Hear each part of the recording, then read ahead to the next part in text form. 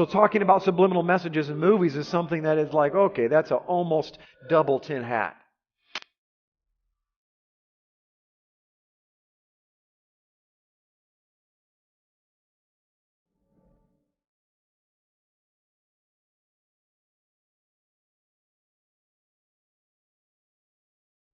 It's September 22nd, and we're all still here. Awkward. People, the flood is imminent! Until September 22nd, midday. And if the ark isn't finished by then, you will be. Is that when it's going to happen? September 22nd, midday? Day of the month of September, in an early year of a decade not too long before our own, the human race suddenly encountered a deadly threat to its very existence.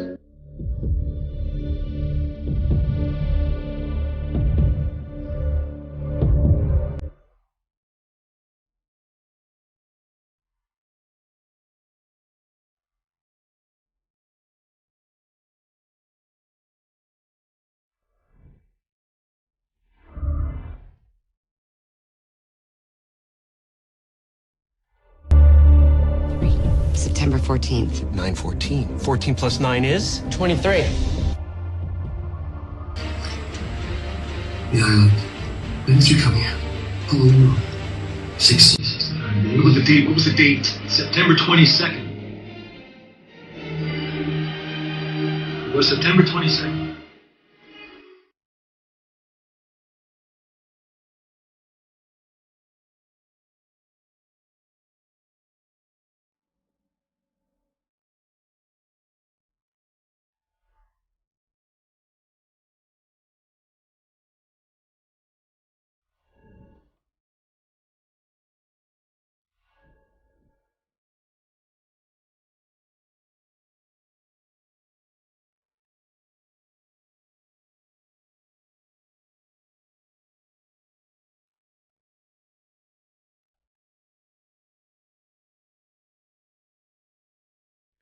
But after you spend a lot of time looking at movies before 9/11, of all of these movies, television shows, and even cartoon figures that have the Twin Towers falling with 9/11 right there in the same picture, you begin to paint a pattern to go, that's really interesting.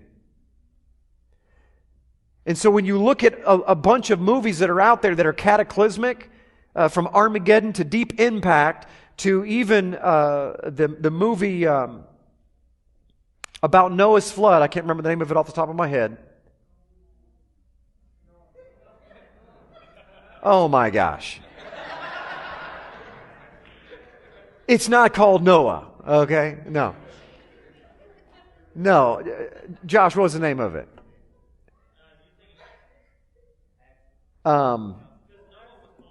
Yeah, Noah was called Noah. I got that. All right. Anyway, I will think of it later. If I didn't know that, you should fire me as your pastor, okay? Oh, that's going to drive me crazy. Anyway, thank you, Evan Almighty. All right. Yeah, now you're all just, right. Feel as stupid as I do. All right. Someone text me Left Behind. Okay. Look, they were left behind too. It was the first one ever made. Okay, so look, totally lost you guys on that. So in all of these cataclysmic end times related movies, you see this very subliminal but very clear message of September 23rd. 22nd, 23rd, and 24th showing up in these movies. And I don't know if it means anything. It probably doesn't mean anything. But I should have just went to the next slide. From Evan Almighty to even Little Shop of Horrors. How many saw Little Shop of Horrors back in 1986, I believe it was? Okay? Dating yourself starts off with this. In the day, the 23rd day of September, the world changed. and horrors and terror came upon the earth. Now, maybe it means nothing. It's a crazy go watch it just to remember what you used to watch. Okay? But maybe it means nothing, but it's all over the place. From movies 25 years ago to movies today, this 923 concept is out there, and I don't know why. Maybe it means nothing. Matter of fact, on Evan Almighty, it says he's brought before a joint session of Congress, and they say, what do you want to do? And he's like, I feel like I'm supposed to save the animals. When is the flood supposed to happen? And he says, in the afternoon of September 22nd. What does it mean? I have no idea. Maybe nothing. Most likely incredibly weird, strange coincidences. But let's just keep going. Anybody ready to go down a rabbit hole? Okay, here we go. Strap on that hat, ladies and gentlemen, and grab the hand of the person next to you because we're about to enter the twilight zone. There is an organization called CERN, and CERN is an acronym, and it is located it's so large in CERN, Switzerland, which is right at around Geneva, okay? And what I want to point out to you, I want to explain to you, is that CERN was started, I forgot my notes here, but I think it was back in 1954, I believe, September 29th, 1954, amazingly, on the Feast of Trumpets. I'm sure that was a coincidence as well. And it was also started by 12 countries. And so you have 12 countries on Rosh Hashanah, the beginning of the Hebrew calendar, the biblical calendar. I believe, in a way, if it means anything, prophetically, of symbolizing Israel, the anti-Israel. Because what you have to learn about CERN, Switzerland, what's in CERN, Switzerland, is this company called CERN, and what they have is the largest hadron collider in the world. What's a hadron collider? What you're looking at right here is a 17-mile radius. Here's some pictures of a hadron collider that takes proton particles and puts them at almost the speed of light, 99.99999% of the speed of light, which is 286,400 miles per second.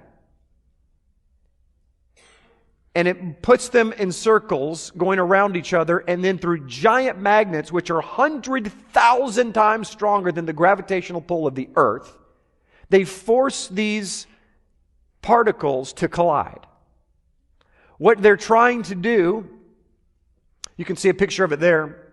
Look, does that not look out something out of Star Trek?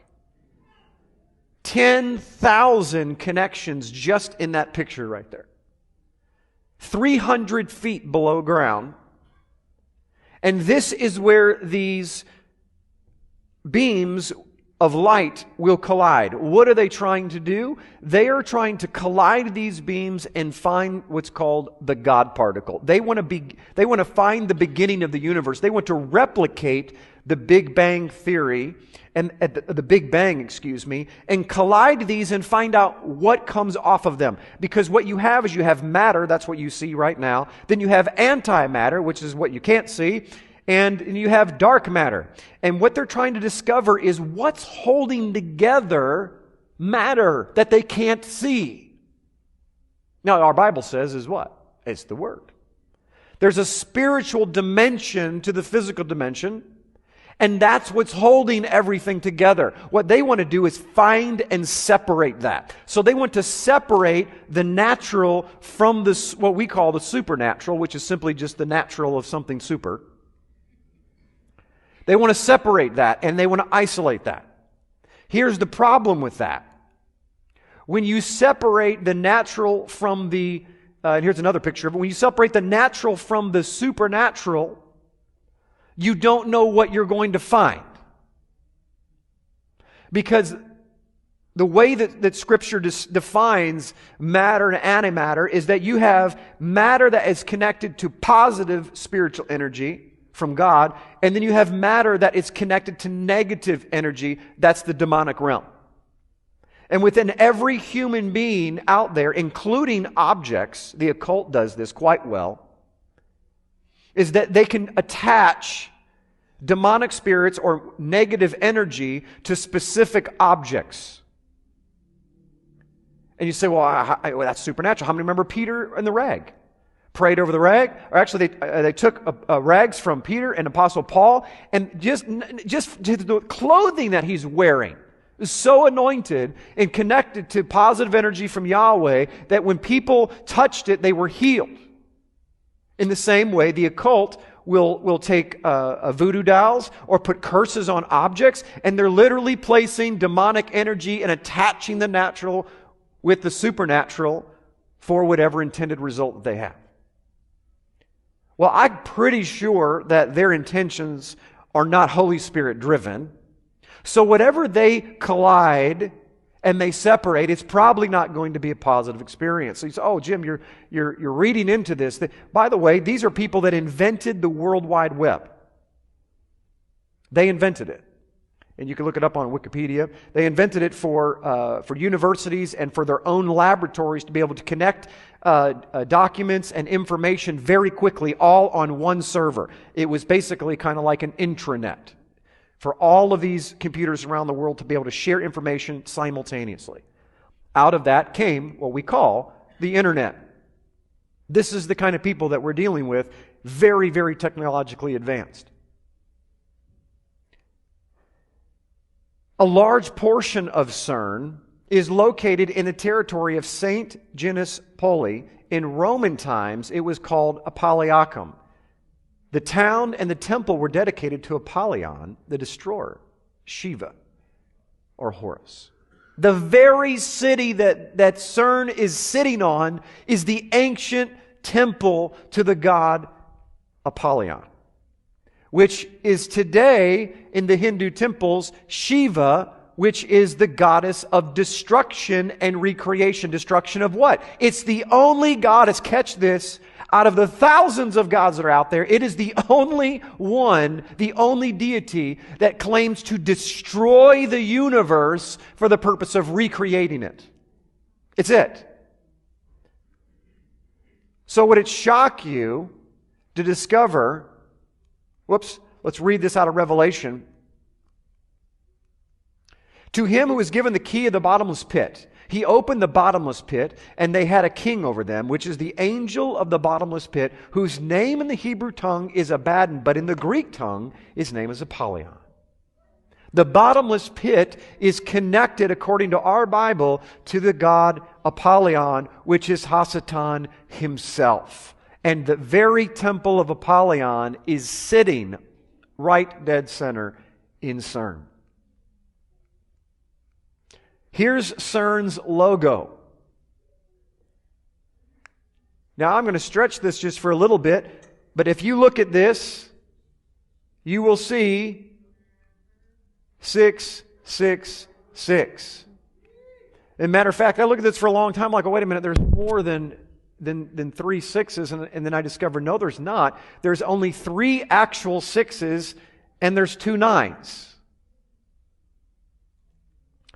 I don't know what that means, but maybe it's a coincidence.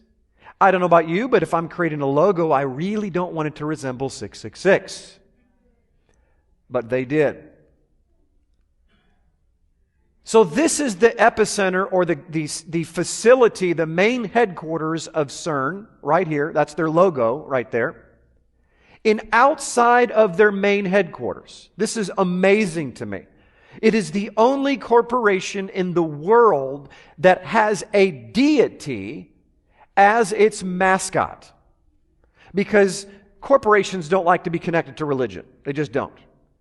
But this is the largest of its kind, and the deity that is found outside of its headquarters is Shiva. Ancient Apollyon, the goddess of destruction. And if you look very careful, this is thousands of years old. If you look carefully, what does that look like? It looks like the exact picture of the Stargate that they're creating 300 foot below ground, of the collider. In their own videos, they use it. Just so you might think that I'm not crazy here, the director of research in scientific computing at CERN has this to say about the colliding. Something may come through dimensional doors at LHC. And out of this door might come something, or we might send something through it.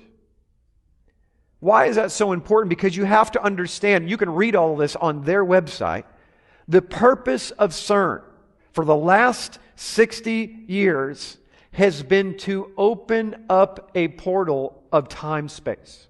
They want to open up a black hole, what's called a miniature black hole. Because when you collide these two, theoretically, it will tear open the time-space continuum for as little as 3 seconds, as much as 26 seconds. That was 6 years ago that they determined this. And it will create what's called a miniature black hole. Something will come through. Now, I don't know about you, but I don't know if a black hole is a good idea. Every movie that I've watched that has a black hole, something goes in and never comes back. Black holes are like giant vacuum cleaners. The smallest one can suck the entire earth into it, just like that.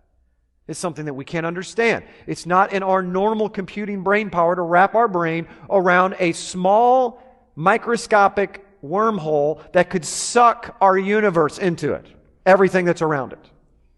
But that's how it works. This is what they're trying to do. Ultimately, the goal of CERN, you can read it on their own website, their goal is time travel. That's what they want to do. Every movie that you've ever watched is not science fiction. It's there for a reason. Go back and watch it. You'll see that all of the time travel from 25 years ago to cartoon movies are using the very Hadron Collider symbol as their Stargate. Coincidence? I don't know. All I know is that it's very interesting that how many didn't even know of CERN, never even heard of it before? That we have, can you imagine that? We are living in a day where we don't even know that this organization exists, and their main goal is to open up a black hole, of which they admit from the head director of research and scientific development, they don't know what could come from the other side. I don't know about you, but Revelation says if it's connected, there is something on the other side, and it's called a polyon. And our Bible says that at the end of time, that the Nephilim or these demonic beings are going to come out of the bottomless pit. Can I just suggest, possibly, is it possible that we are the ones responsible at holding the key? Could it be that we actually do it to ourselves? That knowledge increases to such a level that we figure out how to get the key to the bottomless pit and open it, but we don't know what we're doing because the enemy, the evil spirits that are running this race, which are the spirits of the Nephilim or the giants, they are working on behalf of the fallen angels, which are in a bottomless pit right now. And they're manipulating the minds of man, giving them all of this technology to open up the key for their buddies. Just a thought. Y'all are going to sleep good tonight. When is their next collision scheduled for? Would it shock you? September 2015. They will be ramping up the largest Hadron Collider project in the history of the collider. It's already started. It takes months to ramp up because there's so many circles they have to go to, magnets, to ramp up the speed to light speed. And it's going to hit its apex in the end of September this year. They're going to hit a collision. Are they on the collision course for something that's going to be massively significant in biblical proportion? Probably not. But it's possible. And I would be a bad teacher and a terrible shepherd. And I have had pushback on whether or not to give this message or not. Because I do not want to come across as a doomsday prophet. I'm not. Because one thing I have learned about doomsday prophets, 100% of them get stoned. And the accuracy is 0%. So that means based on history, there's a 100% chance that nothing's going to happen this September. But one of these September, something's going to happen. I just don't know which one it is. If you know anything about the feast days, you know the first coming came with the spring feast days, and the second coming has everything to do with the fall feast days. We better know what those things are. It happens all in September. Is this setting us up? Is this the enemy setting us up for something that has nothing to do with a false secure or a false end times? Maybe. Or maybe there's something that will happen. And maybe there's something that will happen and we won't know it for a couple of years.